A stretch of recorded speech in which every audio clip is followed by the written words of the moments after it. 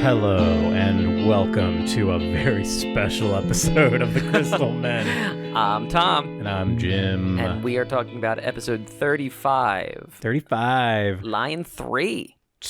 I forgot. Direct to video. Lion 3, I think it's direct to video. Which would make sense. Yes. Okay. Probably the best Lion series. Hands down. What was the first one? The first one was when they unlocked the armory, right? Yeah, I think you're right. Damn, that was early. I don't even remember what the second one was. Second one, they go to the movie theater. That was like a Connie Steven episode. Was that the armory? That was the teleport one. I don't remember that one. Jesus. Well, this one is better. I remembered this episode. This is one of those Steven Universe episodes that just like feels sits canonical with you. Yeah. So good. Incredible pacing. It felt like it was longer than 10 minutes in a good way. And just beautiful. Like incredible looking episode. Most of it takes place at night, which is really cool because nighttime in Steven Universe always looks really good. Yeah. And then all the stuff in Lion World and Lion's Mane. I fucking awesome. What do you even call it? Lion Island? Like it's a good name for it. The island area is just, I think, my favorite location in Steven Universe. It's just beautiful and cool and serene, and like the music swelling with piano chords, like it's lovely. It's really so picturesque. It's unlike anything else in a way that I think is really impressive. And that's what I love about Steven Universe, and like, this episode really highlights it too. There's funny cartoon gags, and then there's just these artistic, like, beautiful moments and beautiful like set piece. I don't even know how to describe it, but it's hard to imagine like any other show really doing this aside from Adventure Time. Yeah, Adventure Time, which was running contemporary, could have done something like this, but I love just like the scale of Steven right now. It's like very personal. Yes, it's not like this big crazy world yet. Yeah, we're still like just very much the town galactic fight. It's just these characters and what's important to them and like growing them. But yeah, just mixed with these like weirdly serene moments. Mm-hmm. So yeah, the episode starts out with Steven dreaming, right? Is that the beginning of it? I think it's him at the Big Donut deciding. Oh my god, yeah. He's deciding. I was focused on the other parts. He's having a moment where he's like, you know what? I'm tired of the usual getting a donut. I'm gonna get spicy pretzel today. And you know what, Steven? Good for you. Everybody should try some new food, try some new experiences. I say as I get the same coffee every day from the same place. I recently had a pretzel dog at the Philly Pretzel Factory. Was it good? Fucking delicious. Dude, if you get their tray that has the pretzel dogs included, dipping that in some cheese, Philly pretzels, if they're near you and you haven't got some in a while, get them. They're so fucking good. It's still pretty cheap for like, honestly, I have no idea how they make a profit. To be honest, but they must just move so much. I guess. Same with the donut. Honestly, like a donut place like this, like how is the Big Donut making profit? I mean, well, we've talked about that. They should have gone under. We should destroy so them. long ago. But Steven, as their only customer, goes in and is looking.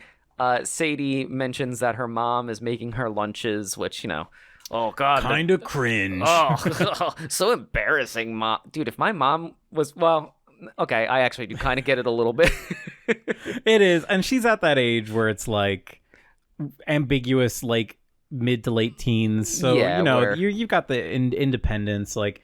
But I think it's really lovely how they connect the story, the Sadie story at the very end. Yeah. I mean, it's bookends. They set it up to be an episode about parents, about a mother specifically.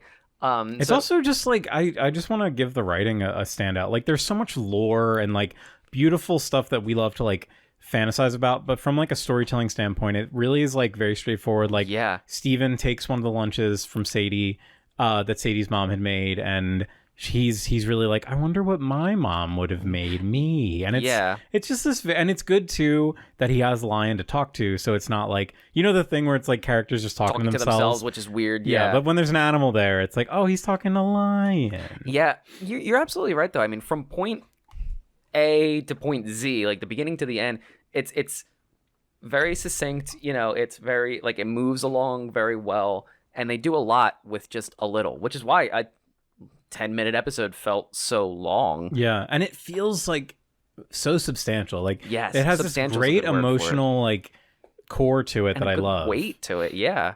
And like we'll talk about it, but when it like gets to like the thing you want to see, like when it gets to the videotape, Oh yeah. it is like dead serious in a way that is so cool. Yeah, it's cool and so out of the norm. So yeah, Steven goes back home with Lion, and they start eating Sadie's lunches, which also just from a cleanliness standpoint, she said there was a couple months old lunches in the fridge that she has other food products in for the store. Yeah, disgusting. And we No find wonder out it's nobody like, goes to the donut place. yeah, right. We found out that he's getting, or her mom is giving her like lunch meat sandwiches.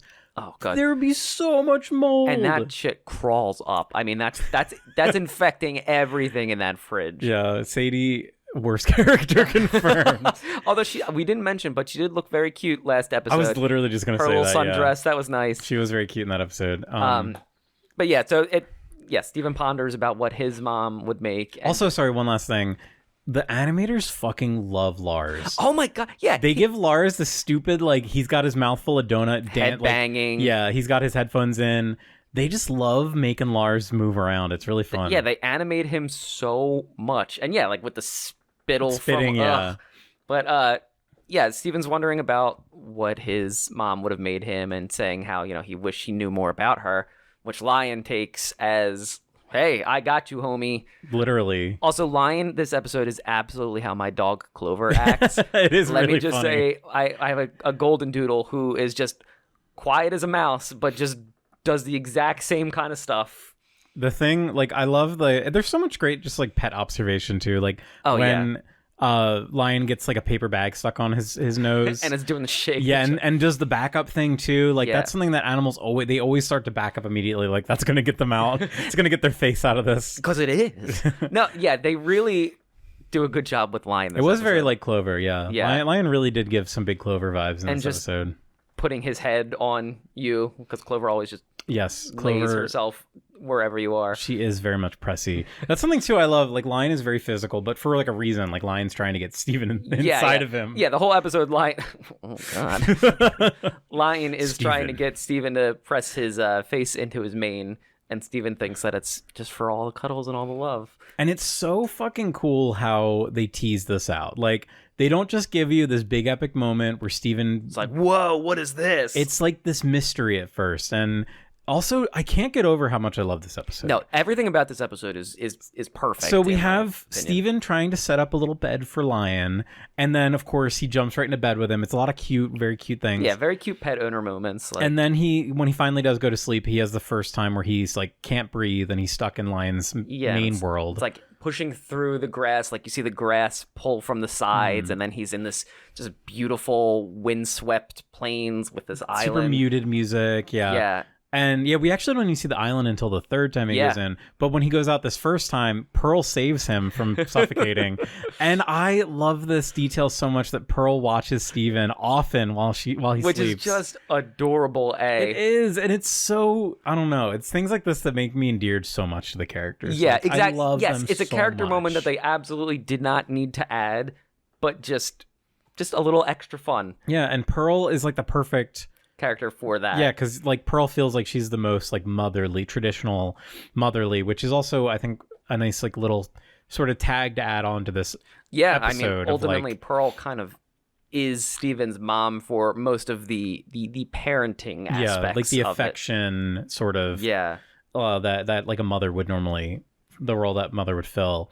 But yeah, so that Steven winds up shooing them off because they're just staring at him as he's trying to go back to sleep. Yeah, just really good bits. Also, Pearl's character model perfectly on point. She looked great. This Steven entire looked great. episode, you could tell This was one they were like, we're serious. We're making this good. Yeah. I just couldn't get over how well animated everything was too, and like so the second time Steven goes in, I think we start to really see like. It's cool because there's like no air, but there's wind. Yeah, and it's kind of got like that wave, like grain. How grain kind of has where like you that see wavy the effect. grass like just blowing in the wind. It's beautiful. There is a movie that who knows if this was actually an inspiration. There's a Japanese movie called Onibaba, and it is a horrifying movie. It's great. It's so scary, but it takes place like during a feudal war, and it really follows like a woman and her mother-in-law, and so the woman's husband is like presumably killed in the war, and they're just two women alone in basically in the wilderness, but they live in like these massive wavy grain fields, and they have to like kill samurai that come by and like steal their shit to like even survive. It's a great film, but the whole movie is so quiet, and you just see so much of the wind just constantly blowing the grain around, and it's actually like reeds, I guess, whatever. Yeah. But it just looks the movie is like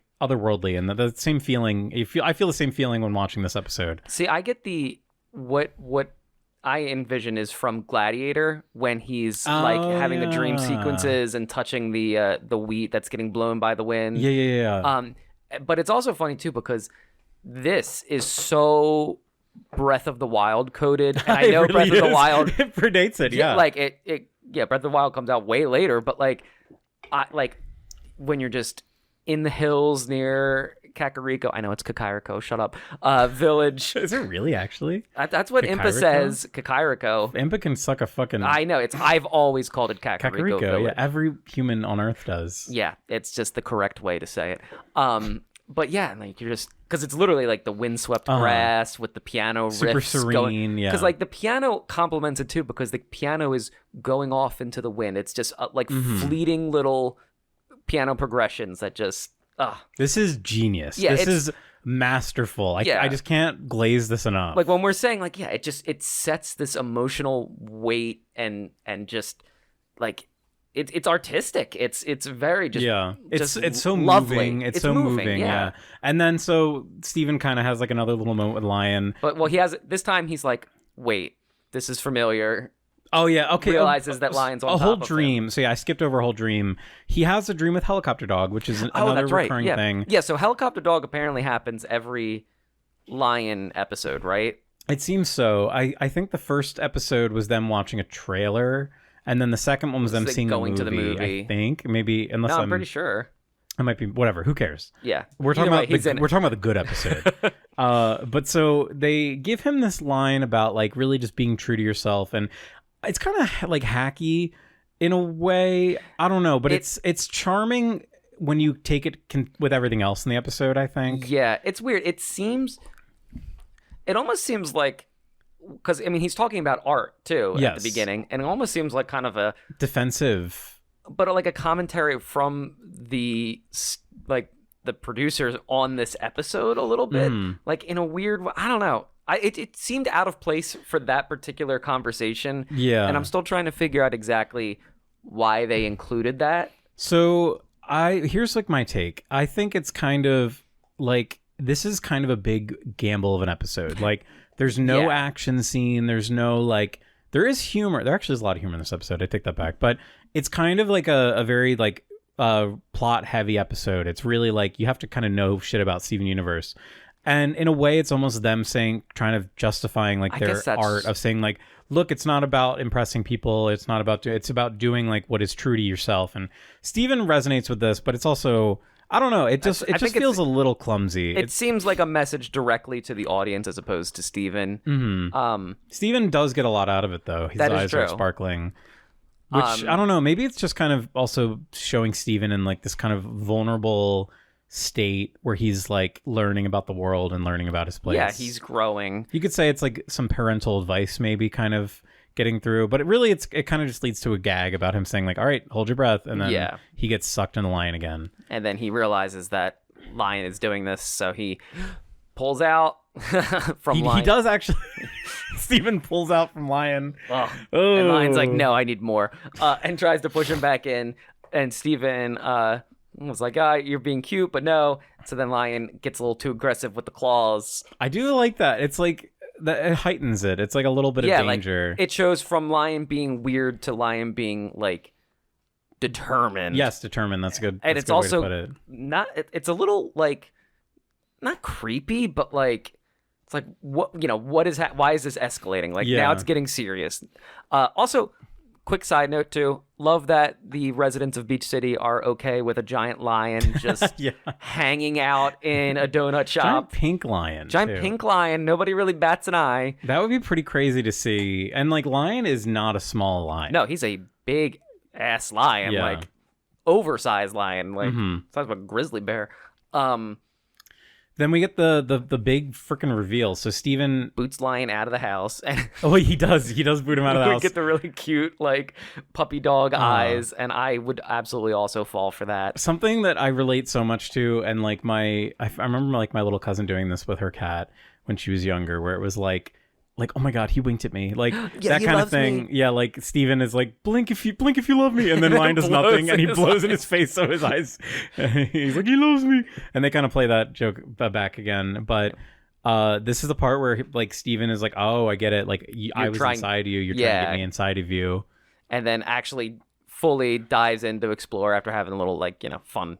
And it's so fucking cool, and like he has once to he's keep like walking resurfacing, which is funny too. Which is interesting too, because all of the grass still just leads the lion's mane. It's like no matter where he is in proportion to the island, he'll pop out at the same point in lion. Yeah, which is that is like a really interesting detail. And I mean, we'll get this much later with the second island, but also like this is some crazy power. Like the fact that this transcends space and distance. Like you could be theoretically anywhere in the galaxy or beyond and just have to walk 10 feet to get to someplace millions and millions of light years away. Like it's crazy. I forgot about the second island. Wow, isn't that funny? Well, we won't get there for a while, But the big thing here, and we were both shocked that they highlight it. Yeah. Bismuth. We see fucking bismuth. I knew that we always saw bismuth bubble, but I did not realize that they hang on a dedicated, panned shot to the bubble. So we see a few items. We see a torn banner. Yep. With Rose's like emblem on it. We see bismuth bubbled. We see Greg's t-shirt. Yes, what it says Mr. Universe, which I have to say probably would not fit him. Would not fit him now. The sword. Yes. Oh, yes, the sword. And there's a treasure chest in there. And then, of course, the last item. Well, there's a picture, too. Of Rose and Greg. And then, a VHS tape. That says for Steven. And I like this little bit of... There's like a little bit of like tension and drama here where Steven is like a little too far away from... the actual lion parts, like the main to get out of it. As a kid, when you would like dive too deep underwater and then be like, "Oh God!" It's like a little perilous. Like I like desperate this little scramble, and it's really heightened too because you're like, "Holy shit!" Like this is a big deal because it's written in like what looks to be like a woman's handwriting. So it's like, "Oh shit, this is from mom." Yeah, and I mean, at this point in the series, we have gotten like scraps about Rose Quartz. Yeah. We've gotten what we other hadn't characters... heard her voice, right? No, we haven't heard her That blew my mind voice. when I remembered. I was like, shit, this is because like this is like such a memed line of like I became half of you. Like I've seen like people draw like Lisa Simpson saying that and like whatever like bullshit like weird things like that. But it's like so fucking like. This is the kind of moment where you're like on the edge of your seat, sort of. Yeah, because you see this and you're like, oh my God, we're actually getting something real and like serious. And so, Steven feels the same way as the audience. Steven runs to the Big Donut because it's funny. I guess he doesn't have a VHS player. No, they've established... Oh, also, quick side note, too. In Steven's room, it's just a straight-up GameCube. I know it's just a GameCube, I know we've commented on it before, but like they drew all of the buttons. It was the controller was accurate and the colors and everything. It's kind of funny because normally they I was like, could they try get not away to do with that? that? I'm surprised Nintendo didn't actually make a little stink. Like, I mean, geez, knowing how litigious Nintendo is now. Mm-hmm. But anyway, so they run to what I feel like Steven should have one of those like VHS TV, but whatever. So well, wait, we very soon we'll find out that Greg does because they convert the audio from Lapis Lazuli into video later. Yes. They do all that like it's in I think it's still in his storage locker. Oh. Which I can't believe we haven't gotten that episode yet still. That's crazy that we haven't gotten that. I thought that was like the first 20. That's such a face slapping episode. Yeah. I cannot wait for that episode. Yeah, we'll have a lot to say. But so Steven runs to Sadie, which I really do I think it's perfect little bookends. And also we know that there's a VHS player there. Yeah, we've established from the training videos. The world is so nicely consistent. It's just another nice touch. It's like it just shows that these people gave a shit. Like and it's just not like we're throwing slop. Like it's like, oh, Steven just puts it into his TV. Like, no, it's like we go to this location, like it's lit in like a very special, like intimate way, and this scene where they watch the video is so fucking cool. It's so cool and so beautiful. And so, all right, so they put the video in and instant blast to like our generation of nostalgia. Yes. Because watching home videos like with that kind of just grainy film and the cuts to static, so really loud like static, which it's funny, that might be like an old person thing now too. Like, do kids even like recognize that TVs would do that? Like, yeah, like would just completely static. Yeah. So yeah, and then we get these like really like ambiguous cuts of just kind of like the shoreline. We see the temple without the house built. Yeah, which is pretty neat because that proves that basically Greg built it after, or it was built after like Steven was born. Which is, yeah, I didn't even think about that, but you're right. Which I feel like is non-congruent with what we see later, because I feel like we see them in the house. I feel like we see the young gems in the house later. Maybe not. I might be wrong. I am not sure. I'm probably wrong. We'll get to that in like we'll 2 years. Just put a pin in it. And I completely forget about this conversation, but but so yeah, this sequence is just incredible. I have nothing else to say about it. Like the transitions are, and it's also like it's accurate to how you would film back then too, because you would play and then pause and then like it's got the there's a lot of cam, cuts. Yeah. The colors, like as you said, like it looks very much like a real home movie. It feels like a real home movie, and then just getting snippets of Rose's voice in the background finally, because she's the one filming. Yeah, like, and the teasing and showing like younger Greg for most of it is so cool, because you're just like, you're like, no, I want to see Rose. But when you first hear her voice, you're like, oh shit, and it just sounds like, yeah, like it's perfect. It's pretty perfect. much like what you'd expect, what you'd want from this. Before we get to like the scene, I want to talk about my little fan theory. Yeah. So we've talked about this before, but there's something kind of neat with Rose where the more that you learn about her, more you learn about Pink, the eviler she is. Yeah, the less you like her. So like what we're seeing here is like the changed woman, like the truly nice, genuine, like she loves human beings. She values life so much. Yeah. Not enough to like not protect the plants that she kills, but like fully actualized, like yeah.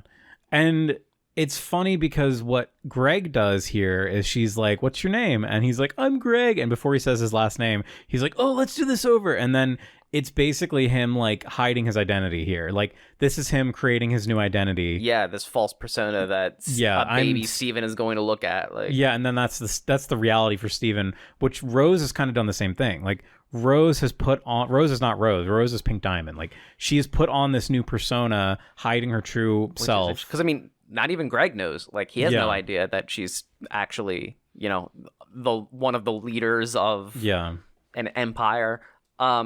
And it's just really, it's really cool. I like that. It's like, I feel like it's considered. Because I don't necessarily think like, I feel like Greg thinks that's his authentic self.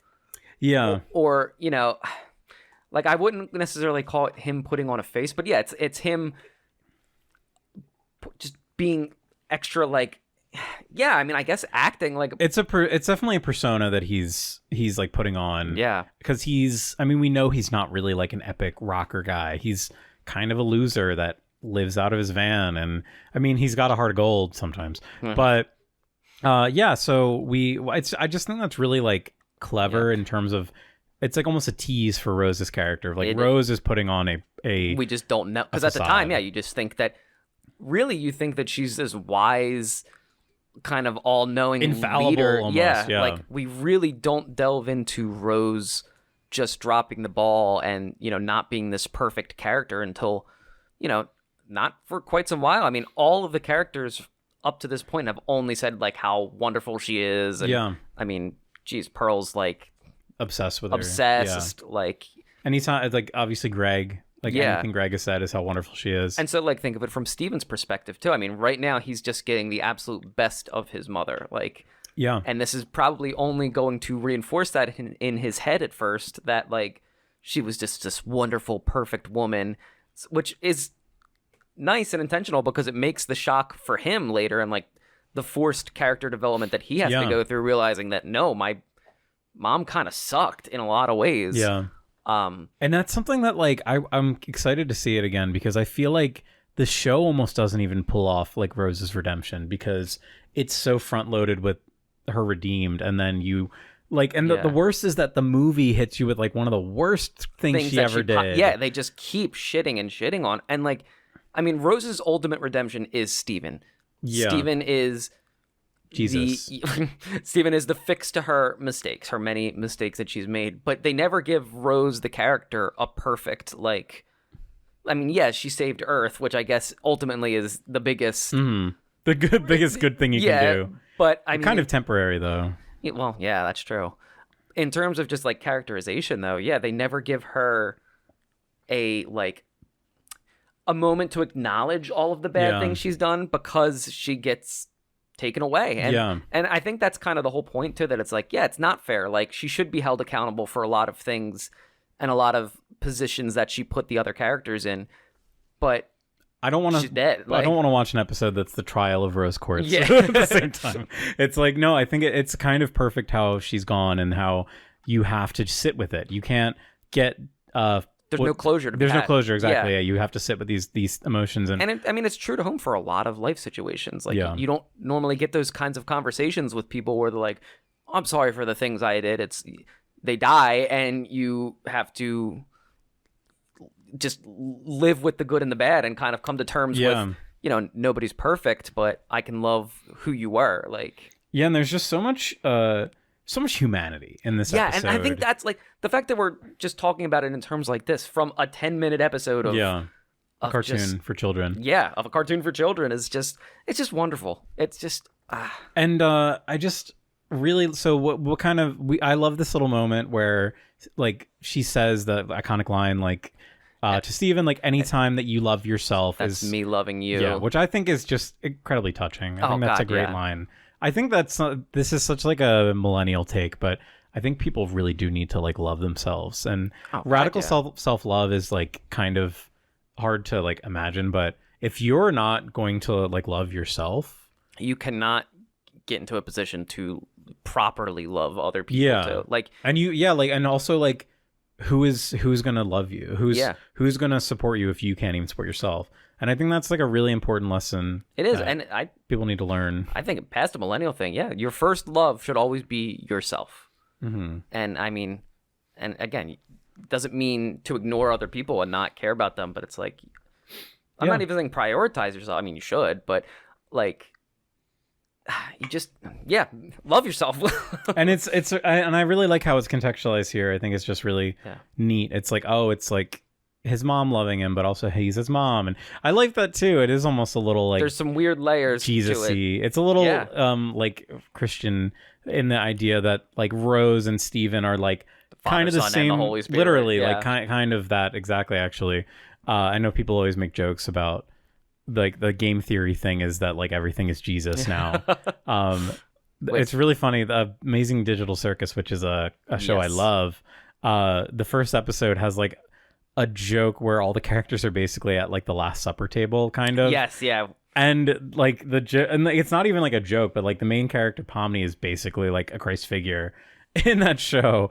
And like Steven is in a way a bit of a Christ figure. He does even sacrifice himself, kind of. He does die at the end. Yeah, I mean, a little bit. Yeah. He comes back, but no. I really love the scene, and then I love the cut to Lars busting in and Steven and Sadie crying, but like happy tears. Yeah, and then Steven has this cute little moment where he just kind of like pats Lars and leaves, and he's clutching the tape, and then we didn't talk about it, but there's a little gag where they play the little star wipe early, and it's like a fuck you kind of moment of like, well, you were about to see Rose, but no, it's a little star wipe because it's a transition that like she does on the camera, screen, which is also a fun little like in-universe thing. That's where that came from. Which is, I remember at the time, I'm like, oh, they did the thing. Yeah, it is very much like a and then I love the ending of the episode. And it just cuts right to black too. Yeah, Sadie picks up the phone, calls her mom, and talks about how she's like, you know what, it's not that bad that you gave me lunches. Yeah, I actually like the mom.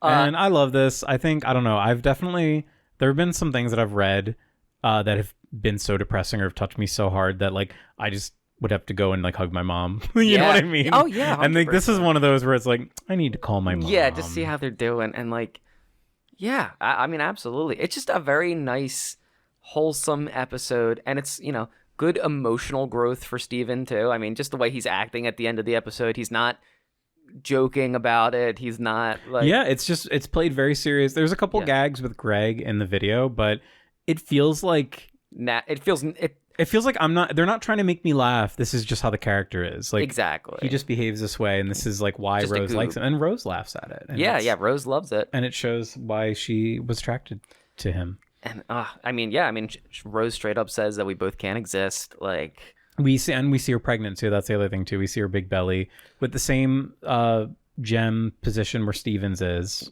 Yeah. Right in the clitoris. I mean, right on her. Right on the clitorati. Right on her belly button. The clitorati. So you think like Steven is just straight up attached to the other side of the gem at that point? Ew, I've never thought about that. She doesn't have a uterus, right? Like it would just be. So I have to come in. Rebecca did confirm that she made a uterus. She made a uterus. Yeah, this was confirmed on like Tumblr or something. That Rose created a uterus to grow Steven in. Okay. But I mean, still... I love that idea that they are like actually connected at the same time. Because he has to have the gem inside of him too. Oh my God, right? that's like, so do you think he's like if the baby's here and then he is like right next, like directly suction cup to At least that's my head. Wow, that is like kind of crazy to think about. It's really funny because like I don't know, my brain, whenever I see a pregnant person, my brain doesn't even think that there's like a baby in there. I'm just like, that's a pregnant woman. You know what I mean? I'm like, oh, they're pregnant. You're not thinking internally like, oh my God, something is growing. Yeah. But it's also like, just as a quick note too, during this period that she's pregnant, and also like, I wonder how long it was because there's no logical reason that it would have to be 9 months. Yeah. Like, what are the other gems thinking? I mean, Greg seems oblivious to the fact that this is kind of weird in any way. The gems have to be like losing their minds. And then, I mean, Rose is confident that she's gone once she has the baby. Yeah, like, she really is. So like, where did she get that information from? You know, it's something that's never been done before. So it's like dark Jedi arts or something. Yeah. Like... Jedi. But no, I absolutely love this episode so much. Just lovely. Yeah, I just had a really good time watching it. These were, I mean, you know, we record these in little like spurts, and this and the last episode were just really good ones. Really good for different reasons. Like one I had fun with, one I just love. Yeah, it was just so emotionally fulfilling. And visually pleasing just throughout. Like, And going back to the whole like helicopter dog thing, like they kind of put like a little bit of a lampshade on it, like, oh, we're being like artistic, but it is really impressive, I think, just what they accomplish in this episode. Yeah. From like even if we just had the Rose Island stuff, I would think that was like beautiful just by itself. Yeah, really, it's one of those things that like gets in your head too, and you're like, oh wow, like this is like a place that Steven can go to. It's physical. There's more mysteries. It's almost kind of comforting. It's like a child's like blanket fort, or like outside, like it's like a place that is for Steven. You know, it's his little sanctuary. It's his little like safe area. Rose's room was kind of like weird and scary. Yeah, whereas this they just play as being pleasant. I mean, he can't breathe in there, but like that's funny. There's something funny about that. Yeah. But it's nice. It kind of really harkens back to like childhood of like, this is my special area. Yeah. Like, it does really, I feel like this episode really makes you connect with like being a child. Being a kid. Yeah. Yeah, I mean, I'm talking about 90s nostalgia with VHS, like all of the kid stuff, you know, having your first pet and being all excited. Growing a uterus. Growing a uterus. Yeah. Having a gem shoved inside you. Because that's what would happen. Like little baby fetus Steven would have had to like grow through the gem would have been growing through him. Yeah. Probably was painful. I just, a lot of questions on the biological. Rebecca, come on. Rebecca, please, come on. You've definitely never been asked this before. But yeah, I think that's really about it. Yeah. Incredible episode. Probably one of my favorites so far.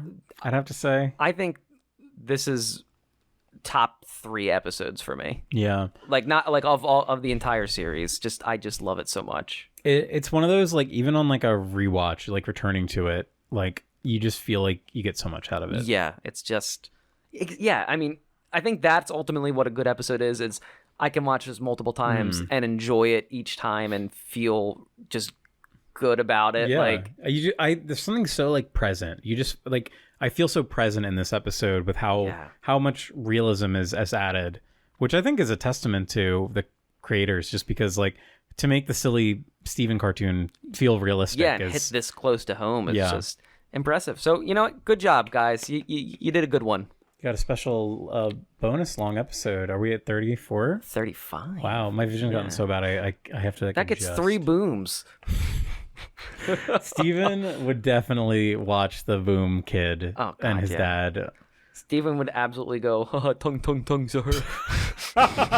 Steven would be like, Pearl, we gotta go to Costco.